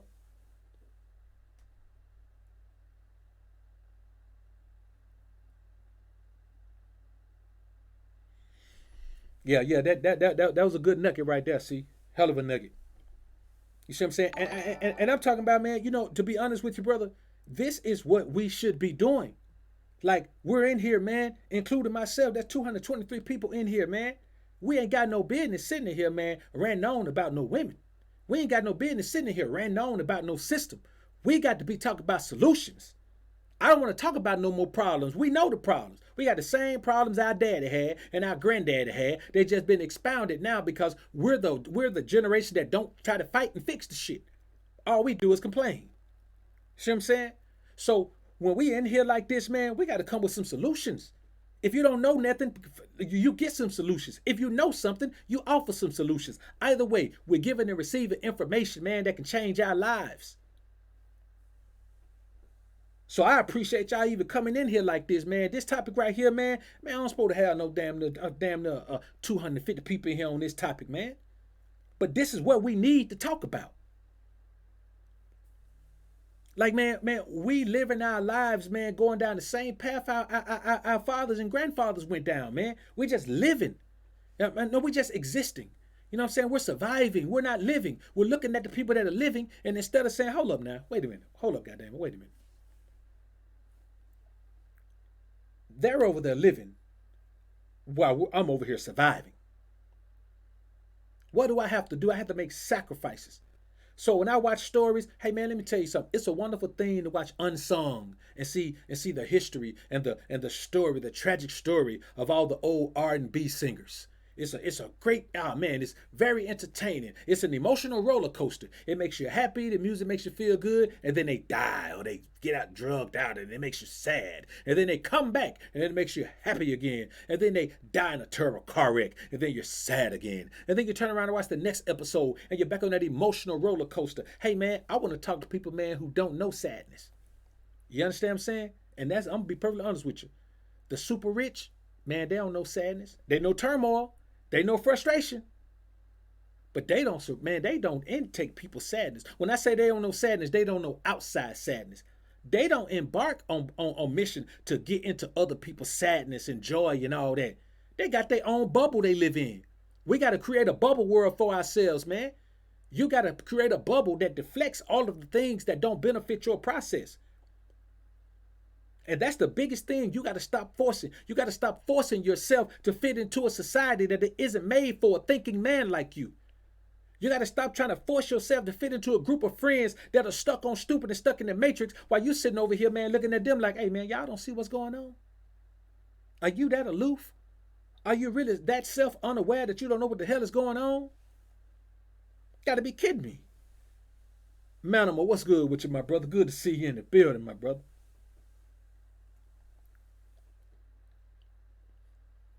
So we got to keep these things in mind, man. Man, there are people who don't even, man, listen, bro. We got to stop playing. If you got too much time in something that ain't working, man, quit right now. You need to come up with an exit strategy immediately. Now, I ain't saying just walk away right now, nigga. No, don't go quit your job and say, man, BoA told me to quit. Let me hit that nigga and see if he can help me pay my power bill. No, don't do that. I'm saying, man, you need to come up with an exit strategy right now. Like, man, we got all these brothers, man, with all this money. Man, we should have groups. We should have coalitions. We should have non-profits that offer brothers opportunities to leave their job and go work for a black-owned, black-operated business with the potential to own their own. Like, we should be opening businesses and franchising them instead of franchising these other businesses. It don't make sense to me for a black man. Let me tell you something. I had a partner, man, nigga opened about 5 Burger Kings. 5 Burger Kings. I'm like, bro, nigga, you opening their poison right in the hood, bro. Out of all the things you can open to benefit, man, you gonna franchise these 4 big nigga had plenty of money to do whatever he wanted to do, but this is what he wanted to do. Who am I to knock a man by the business? But then I realized that he and I weren't on the same page. We weren't thinking the same about things. There's no way I would have opened that. Hey man, if you're gonna open that, you might well open a liquor store on the corner. You might well open a pawn shop selling all kind of guns with very little background check. You might as well open all of that, because either way it go, all of it's doing the same thing, causing the destruction of the people. They don't understand the chemicals that are being put in the food, that have been put in the fast food, that have been put in the cheap food that's on every corner in the hood. And then when you get to the suburb, you don't see none of it. I ain't never seen a church's chicken in no suburban area. Nowhere. You understand? I ain't never seen a Popeye's chicken in no suburban area. No, I'm talking about where people get money at. $1 million homes. You don't find no Popeye's chicken around no $1 million homes. People who get millions and can afford $1 million home don't eat that crap.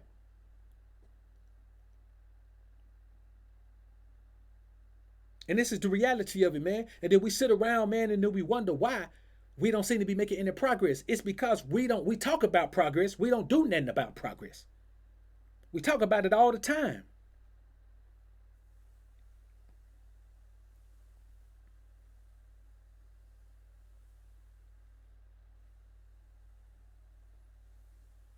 Yeah, there you go, man. You see Publix, Whole Food, Trader Joe's, you know what I'm saying? Fresh Market. You see all of these little things.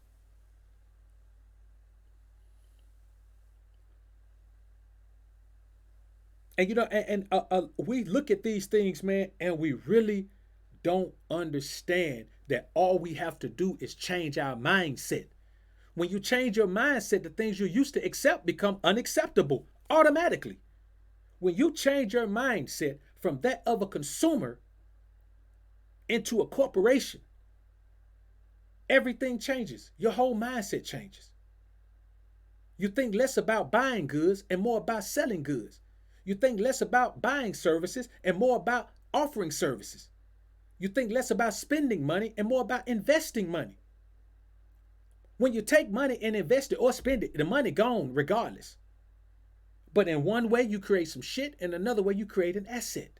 That's all it is. It's not about keeping the money. Motherfuckers in corporate America don't keep the money, they dump the money. How you think Warren Buffett get what, 400,000, some crazy shit like 400,000 shares of Coca-Cola? You think he went in there and on his face and said, "Hey, I'm Warren Buffett. I think my jawline grants me 400,000 shares of Coca-Cola stock." No, man. He had to go in there with some paper to play with. He had to go in there with some paper or some assets. But anytime you got assets, it always started off with paper. The problem with black folks is our paper to us means we go get more shit that's worthless. If black folks knew how worthless half of the things we buy were, none of us would be wearing no Jordans. You understand? None of us would be wearing half of the things we wear.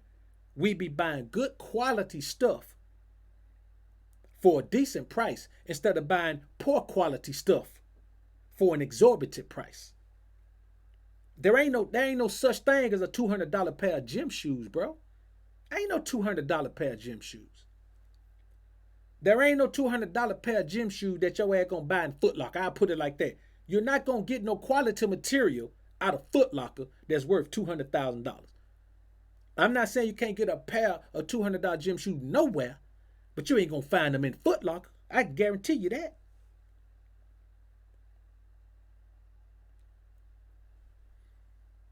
And and we talk a lot about, the Black Wall Street and all that, man. And and people always say, and I've said it myself, man, wrongly, that that don't work. They came in there and tore it up. That's cause we didn't realize that we were gonna be in for a fight. See, we gotta have the fighting part down too. We gotta have the warriors ready too. That's what all them hood niggas for. Them boys that ain't got no problem with going to war. All they need is a fight. They need a war to go to. They ready to fight. If we don't give them a war to go to, they just gonna keep fighting each other. Them boys ready to go. God already prepared us, our soldiers. We already got an army. You know what I'm saying? So, and not to go to war, we ain't trying to take the war to nobody, but we damn sure gonna defend whatever we build. We had the right to do that. Before we do any of that, man, we got to get on the same page, man, about what we trying to do. You know what I'm saying? That's the reality of it, man.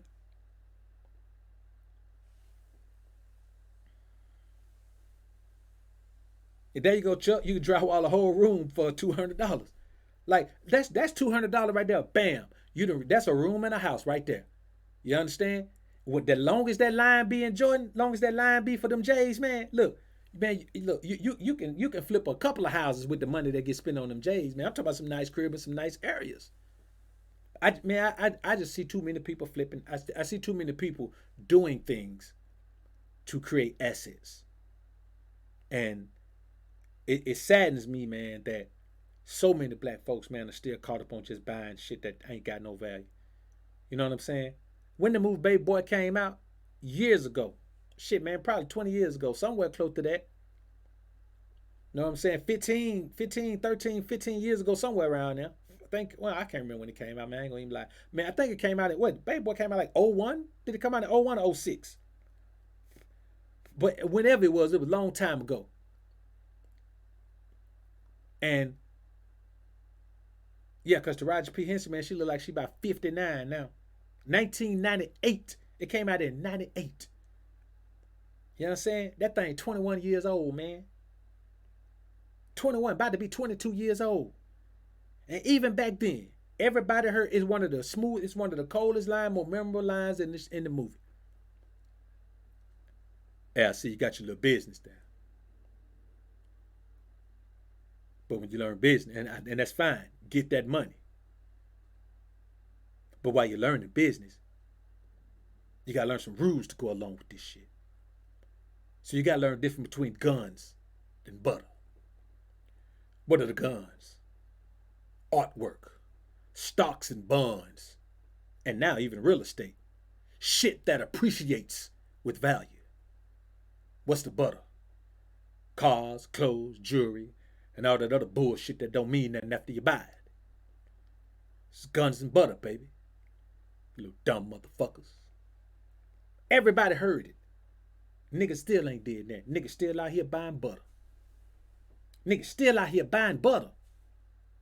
Ever since that, Jordan makes more money now than he ever did. The nigga ain't played ball in 20 years. Listen, the last time he played ball was the last time when that movie came out was his last year in the league, man. And niggas still going to buy. I'm telling you, brothers, the bottom line is this, man. We got to remember, man, that you got to stop forcing shit that doesn't fit. You understand? Us trying to buy our way into a better space by tricking off on a whole bunch of things. We can buy all the cars and cribs and all that shit we want. But we're the ones that are holding this fucking debt mountain up with all of these mortgages and all of these car loans and all of this student loan and all this credit card debt and all this other shit that we doing out here. We're holding up this debt mountain. You know what I'm saying? We're holding up an economy that's built on the debt that we love so much. So getting out of debt, no, they don't want you to do that. They want you to continue to compile debt until you die. And then when you die, the debt you got left, they can come after your children for that debt and have them on the hook for your debt. Now, what kind of parent are you to leave your children in that situation?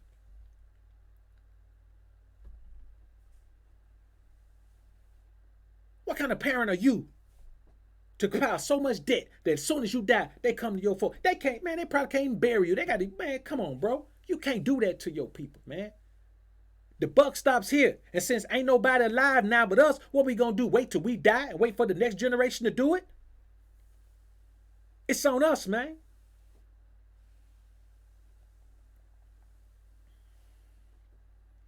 It's on us, man.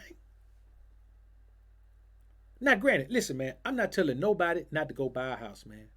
I'm not telling nobody not to go buy a house. I'm not telling you that at all. But get you some shit that's manageable for you. Because a mortgage is a big debt. It's a big one. So get you something that you can manage. I think we're done with the subprime mortgages now. I think we're done with the subprime mortgages where, you know, you're 800 this month, and then in 2 months, and this year you're 800, and then in 2 years you're 1,500. I think we're done with those now. So you got to make sure that you put yourself in a position to be able to maintain whatever you do. Whatever you do, because you don't want to look up one day and be stretched so thin, man, that you don't even know how you're going to maintain. You know what I'm saying? I say make a choice. Get the new house or the new car. Don't get both. Get the new house or the new car. You get the new car, get that boy paid off, get the new house.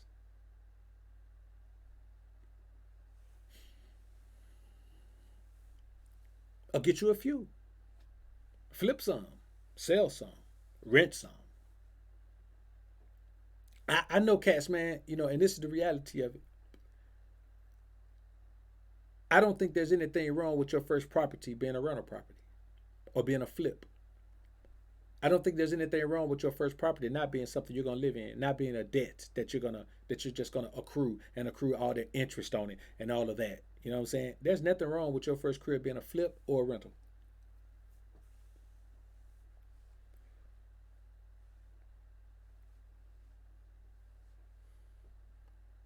Yeah, sir. I mean, listen, if you're content with being in one place, if you're where you want to be, if you're where you want to be, then your mortgage can be cheaper than your rent. But at the same time, you got to understand, you got to always consider what the interest rate is going to be and how much you'll end up paying at the end of that mortgage.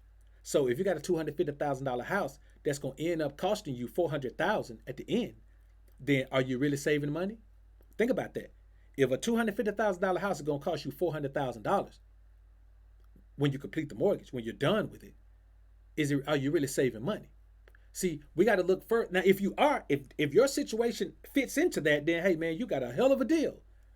I mean, you work. Hey man, you work your magic, nigga. You in the wrong business. You need to be advising people on mortgage lending. You know what I'm saying? You need to be advising people on where to go to get their loans and what they need to fix. You know, on their credit or on their payment history or any of that to be able to get a deal like that. But we have to think about that. You know what I'm saying? We can't think about month to month. We got to think about year to year. You know what I'm saying? And that may be a tad bit extreme, Chuck. But I mean, listen, even if you end up paying $350,000 for a $250,000 house, you know what I'm saying? Like that's still a shitload of extra money you paying on that shit, man. That interest rate high in the motherfucker. You know what I'm saying?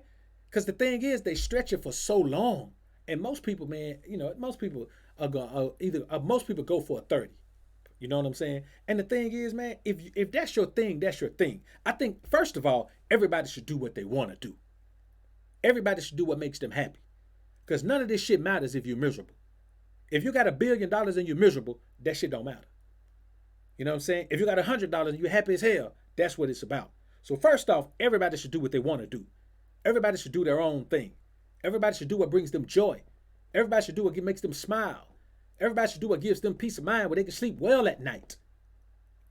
But we're talking about overall as a group, we are too far behind every damn body.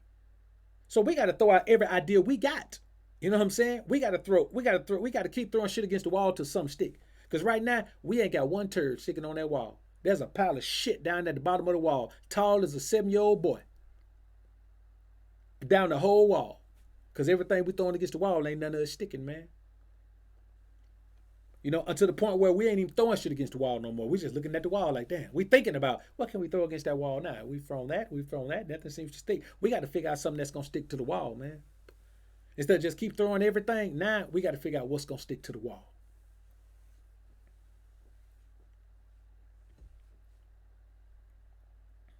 So, another thing is this right here, man. And this is a big one right here for me, man. I be forcing myself, man, try to support black-owned businesses, man. I force myself to support black-owned businesses, man, and I'm going to be honest with you, man. A lot of times, black-owned businesses don't view themselves as businesses. You know what I'm saying? Now, and it trickles down even to supporting content on this platform, man. I feel like, man, you in trouble, man, if you tear down your own followers, man, your own subscribers, man. Like you tear down your own clique, man. Don't you understand, man, that the moment you make a profit off anything, it is a business. The very moment you make a profit, nigga, if you selling ice cream cones, the moment you make a profit, man, you're an ice cream cone salesman. That's what you are. You know what I'm saying? If you're selling raisins, the moment you make a profit, man, you're a raisin salesman. And the problem with most black folks, they don't look at their business as a business. That's why I'm in Cali, man. I like to go to Roscoe's Chicken and Waffles. Sometimes I just go in there and eat some greens, man. You know what I'm saying? I just go in there and eat some greens. Now, there are times I go in there, man, I eat me some chicken and waffles and greens or whatever. But most times I go in there, man, I just get a couple of servings of greens, man. But I like going in there, man, because everybody respects the business. Everybody respects the way it's run. It's not too fancy and shit where you gotta feel like you're going there with a tux on, but it's well run, man, and everything is always gravy. You know, the regular people frequent it, man. Celebrities frequent it, man. Bankers frequent it, man. Whoever. There's no telling who you'll see in Roscoe's, man. And everybody just sitting there to get some good service and some good food. And it's hard to find that, man, with black-owned black businesses, man. You know what I'm saying? Patty LaBelle has one in GA, man. You know, it's straight. It's straight as well, man. But most black-owned black businesses, man, they're just, black-owned black operated businesses, man. They just don't treat their people with the same respect that they would treat other people, man. And it gets to the point where, I feel like, man, I'm not obligated to keep trying to support the black-owned black operated businesses, man. If they're not gonna view me as a valuable customer. Don't just view me as a customer. Don't view me as somebody that has to support you. View me as somebody that's choosing to support you. You know what I'm saying? And treat me like you want me to come the fuck back. You know what I'm saying? Don't treat me like I'm gonna come back regardless of what kind of service I get. You know what I'm saying? Don't treat me like just cause I'm black and you black, there no matter what you do to me, I gotta support you because if I don't, I'm a sellout. No, nigga. You're a sellout. If you got a black owned business and you treat your black customers in a certain kind of way and you don't treat everyone that way, hey man, then you the sellout. Not me. You know what I'm saying? And I try, bro. Man, listen, bro. I try to give black owned businesses a chance every opportunity I get, man. Cause I know the struggle. I know the struggle of being a business owner, man. You know what I'm saying? You know, I know I want, yeah, I guess we'll say the struggle of it. I know the work that goes into it, man. And so once you move it in a direction where it's profitable, man, like I know what goes with that, man. I know you need people to spend with you. But I'm not gonna be treated like a second class citizen, man, when I come into your joint. I'm just not gonna do that.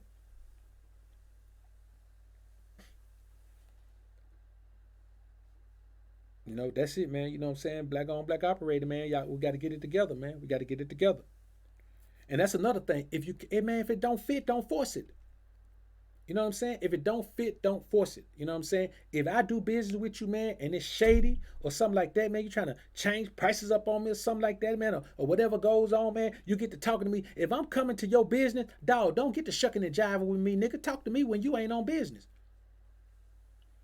I had a cat that came to the crib one time, man, to cut down some trees, man. And he was all professional and all that, man. You know, blah blah blah, man. Then we stepped to the side, man, where his wife wasn't around no more, man. And I had a little broad over there with me, man, and he dapped me up, man, and he was, yeah, I got this motherfucker right, don't I? I'm gonna get this motherfucker right for you. I'm like, hey, bro, hey, man, this shit still business, bro. Just cause they stepped out don't mean, nigga, we ain't homeboys. I talk to my partners like that. This business, dog. Yeah, all right, man. I just want to let you know, man. I just want to let you know that I'm down. I don't need you to be down. I need you to be professional. I didn't hire a homeboy.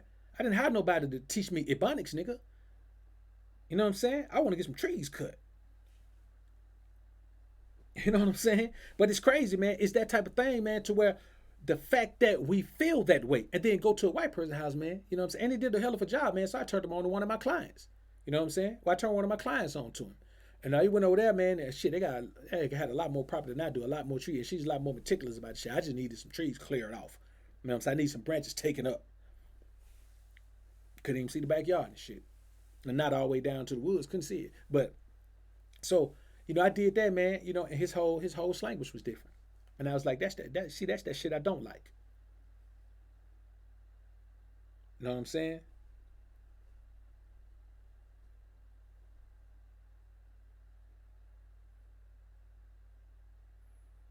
Yeah, I saw the home put that up there, man. I'm gonna have to come over there and rock out that Breakfast Club, man.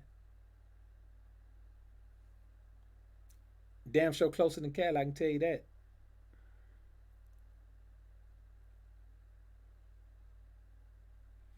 All right, Mr. Jackson said one in San Antonio. Hey man, listen, bro. I think I'm gonna start doing that, man. I think I'm gonna start bouncing around, man, going to these places, man. So it's one in H Town, one in San Antonio, one in LA. Patty LaBelle got one in GA. I think it's still over there. I think they had a little trouble once, man. But there's a couple of people with them, man. So I'm gonna have to get out here, man, and do some things, man. So another thing is this, man. Another thing you got to stop forcing, man. And shit, me and my brother C just had a chop up about this a couple of days ago, man. You can't force what don't fit when it comes to teaching and guiding a woman, man. You know what I'm saying? Like you got to treat it like a classroom. You teach the lesson, her ass don't learn it, and if she fail the test, she flunk. That's it. She get held back. Well, everybody else moving on to the next grade, she get held back. You can't force that, man. Because let me tell you something. If a woman ain't even gonna listen, it's a tough enough job teaching a woman some shit that she has no idea or understanding about. It's tough enough teaching her, being patient, teaching her what she has no idea about. Because if she don't know it, it takes forever for her to pick it up. But if she ain't gonna even listen, now you got to try to force her to listen. You got to try to force her to listen to you teach her something that she needs that you already got. Man, you can't force that. And once you realize a woman don't listen, bro, you got to fall back off of her, man. Like immediately. We ain't talking about playing no games. We ain't talking about giving her opportunity to nothing. If she don't listen, man, you got to fall back. You wasting time. Anything you say to her trying to teach her beyond that point, you realize, man, that she won't listen, you wasting time. Time that you don't have to waste. None of us can afford to waste time like that, man. So teaching a guy and a woman is a big one. You know, a lot of men, man, try to, well, me and my wife trying to work it out. What y'all working out? Y'all trying to work out a failure? How you gonna work out a failure, man? How you gonna work out something that failed? Explain that to me.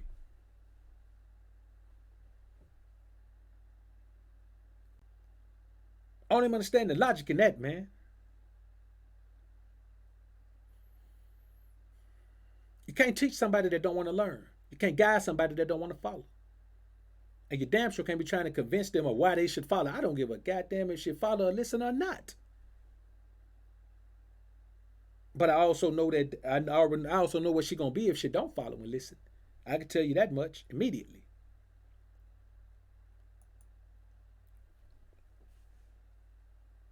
Another thing, man, and this is one, man, we ain't gonna stay on this one long, man, because we can talk about this one forever. Sticking to an ineffective diet and workout regimen. Hey, man, if you've been dieting your ass off and working out, man, and your body still look the same, bro, you're doing some shit that don't work. Or you're doing something that you can't do efficiently. Sometimes you're doing something that will work, but it's not something you can stick to efficiently. Like you're not gonna be able to track your macros if you don't track every damn thing you eat, or until you get the routine down. You know what I'm saying? If you know, but you still gotta weigh everything. You know what I'm saying? I mean, you still gonna have to weigh it. You gotta track your food. Period. You gotta track your food, man. You're not gonna be able to count macros if you don't track your food. It's impossible to count macros and get lean if you don't count everything you eat. You got to count every carb, every fat gram, and every protein gram. You got to count them all. That's just what you got to do. And a lot of time men take on these things, man, and they know they don't have the capacity. Hey, man, it's very meticulous to weigh everything you eat. Because either you got to pre-prep and buy a whole bunch of bowls, which is what I do. I pre-prep. I buy a whole bunch of, I just buy a whole bunch of plastic bowls and I cook everything up, man, weigh it up, man, then I microwave it. You know what I'm saying? Some people can't sustain a plant-based diet. Okay, man, if you can't sustain a plant-based diet, man, you got to do the diet that's effective for you. Me, I can sustain a plant-based diet, man, because I know that if you give me some broccoli, then I'm gonna get some minerals, vitamins, a whole bunch of shit I can't get out of meat, and get just as much protein. You know what I'm saying? I eat 400 grams of broccoli, man. I get 44 grams of carbs and 33 grams of protein out of 400 grams of broccoli. That sounds like a lot of broccoli, but it ain't a whole lot of broccoli. It's about a plate full. You know what I'm saying? But we talking about 44 grams of carb, 33 grams of protein, man. That's almost fucking perfect. And then if I saute it in a tablespoon of avocado oil, that's 14 grams of fat. So I got 14 grams of fat, 33 grams of protein, 44 grams of carbs, and just some broccoli.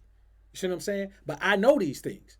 So I can sustain a plant-based diet because I can handle that.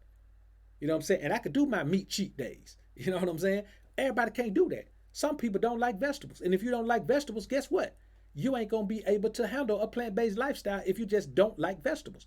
You're going to have to get over that and learn to like vegetables. But if you don't, you ain't got time to be trying to try a diet you know ain't going to work. If you got all type of joint problem, you in there trying to lift heavy like a power lifter, that ain't going to work for you. You know what I'm saying? You're going to have to lower your weight and increase your reps. Instead of trying to do 6 to 8 reps with heavy weight, son, you're going to have to go up, man, do lighter weight and do you 15 to 20 reps. At least 12 to 15 reps. You got to do something that's effective. And if it's not effective, why in the hell you keep doing it? You think suddenly it's going, something going, I mean, you know what, bro? I learned this a long time ago from fishing as a youngster. My dad would take me somewhere, man, we'd be at one spot. My dad would throw out there, man, he had about 5 lines out there, man. He'd just sit right there, man, just wait for something to come by and bite it. Me, I throw out there, man, I cast and reel back, and he'd be like, Junior, you got to let it sit out there. I'm like, Pops, I can't do that. I don't want to watch it. So I just go out there and reel a little bit and pop it a little bit and move it a little bit. I learned this, man, as a 4 or 5-year-old kid, man, just moving a little bit, bam, I get a bite. You know what I'm saying? I throw it back out there, move it and groove it a little bit, moving it around, bam, I got a bite. That's why I fish the way I fish now. You ain't gonna never see me throw a cork out there. If you see me throw a cork out there, it's still gonna have a jig on it. And it's just gonna be because I wanna really slow down the retrieve to the point where I can watch how slow it's moving through the water. I can watch that cork and move it real slow, and I'm still gonna feel that thump. You know what I'm saying? Because I'm either gonna be fishing weightless, or I'm gonna be fishing with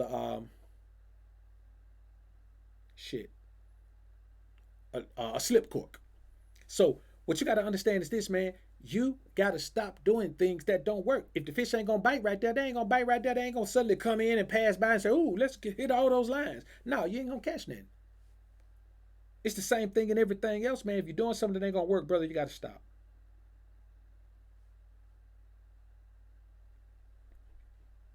You got to stop. And another thing is this, man. Waiting for your blessings to find you. Yeah, Charles Glass cold, man. I rock with Dexter now, man. You know what I'm saying? I rock with Dexter now, man, because of Charles, man. Charles Glass is cold, man. You know what I'm saying? That's it, man. Listen, you ain't got to live. You got to feel the rep. That's why I like to burn. People go for the pump. I go for the burn. I want to feel the burn. I want to feel like I got fire in my veins, man. I like to burn. I like the muscle to burn, man. So you're gonna see me, man. I mean, I'm gonna make sure I'm gonna squeeze the muscles, man. I'm gonna squeeze them. I'm gonna feel every single moment of that rep, man, because ain't nothing better than that. You know what I'm saying? Oh, not no doubt, Doug. Grilled vegetables, man. You can't beat grilled vegetables. You can't beat them. You can't beat grill. I mean, listen.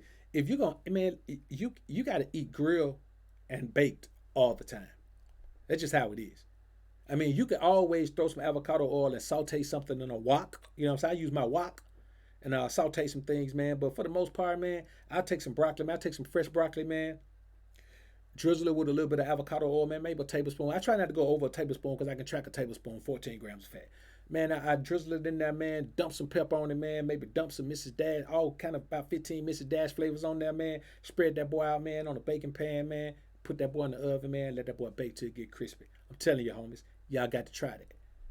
Simplest way to cook broccoli in the world, man. You know what I'm saying? And I'm telling you, it's killer. You got to cook it on 350 though. Don't go above 350. You're gonna burn it. But man, cook it on 325, 350, bro. You got some cold. You got some cold eating right there, man.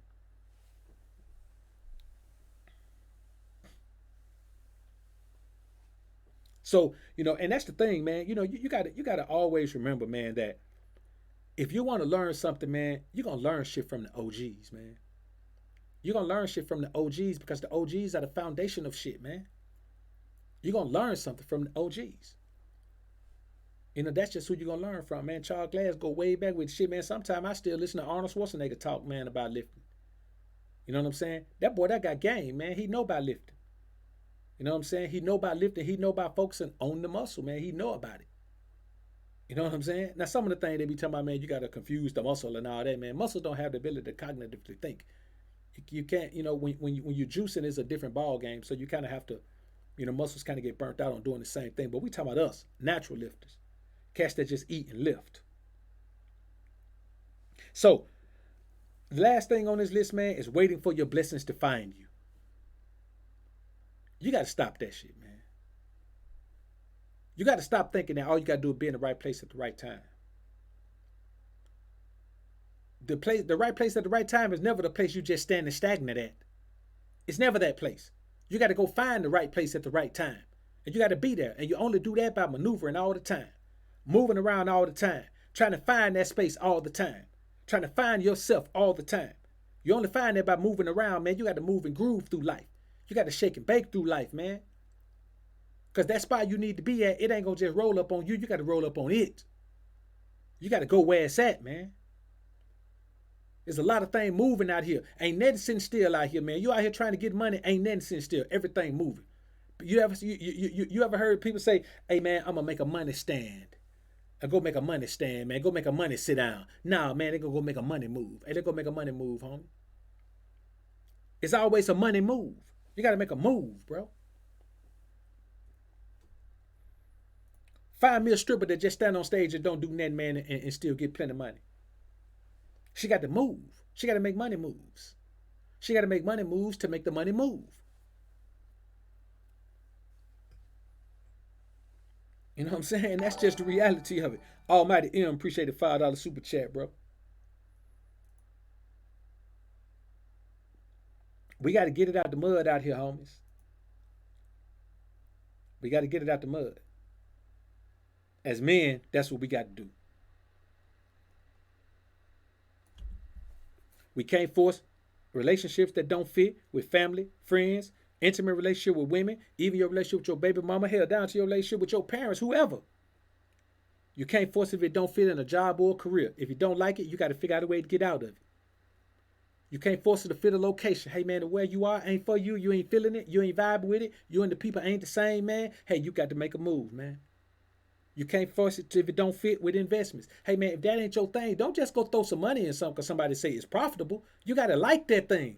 You got to have a passion for it. If not, you end up throwing some money at something and assigning somebody else to overlook it for you. That's the fastest way to get yourself robbed or cheated out of some money.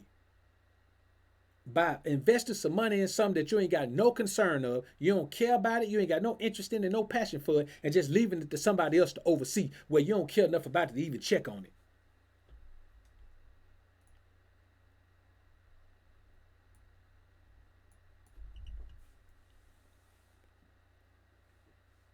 School. Hey man, if you're going to school for something you absolutely hate, man, get your ass out of there, man, or change your degree or something, man, or realize, man, that ain't what you want to do. Hey man, you got to figure it out, man. You know what I'm saying? And if you're gonna stick there and do it and you don't like it, man, have your exit plan. Okay, I'm gonna do this for this amount of years. I'm gonna get this job. I'm gonna do this for 5 years. I'm gonna pay everything off. Struggle. Be willing to struggle, man. Be willing to struggle and what other people might consider suffering, but you're not suffering. You're not even struggling. You're telling yourself you're struggling. You're telling yourself because you can't buy new clothes right now. You're telling yourself because you can't buy a brand new car right now. You're telling yourself because you can't live in a super fly crib right now. Hey man, you're living somewhere nice, it's safe, it's quiet. You got a car that's dependable, reliable. It can get you where you need to go in your state. And if you need to go out of town, it can get you there too. May not be brand new, but it's dependable and reliable.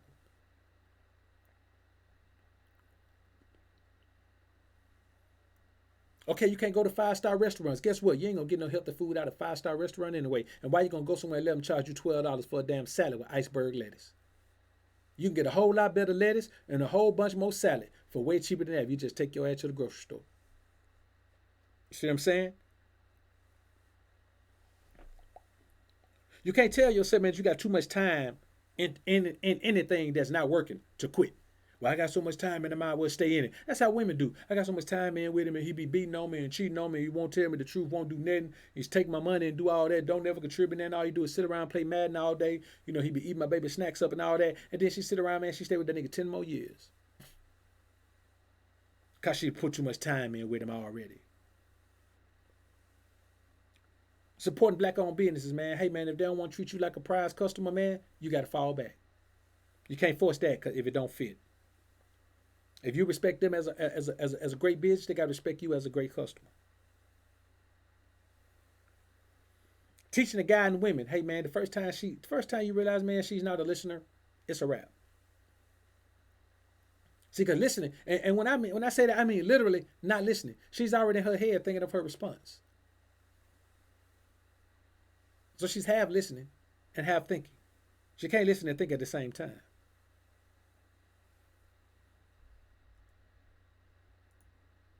She just can't do it, man.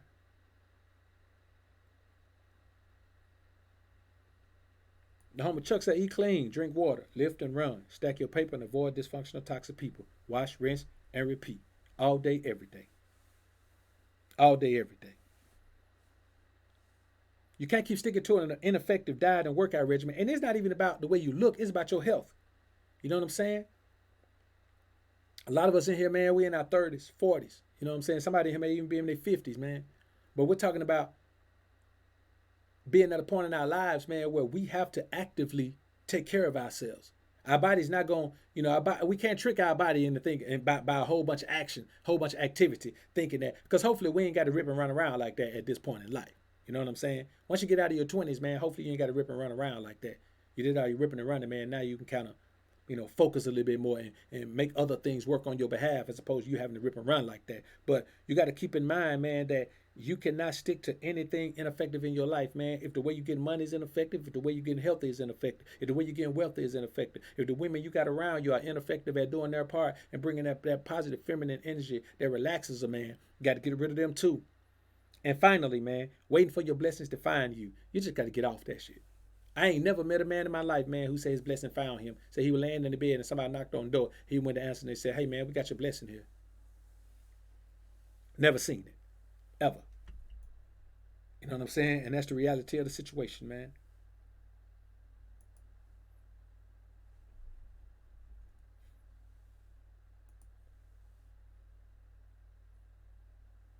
So the bottom line is this, brothers. Alpha rule number 7. If it doesn't fit, don't force it. If it ain't worth it, don't coerce it.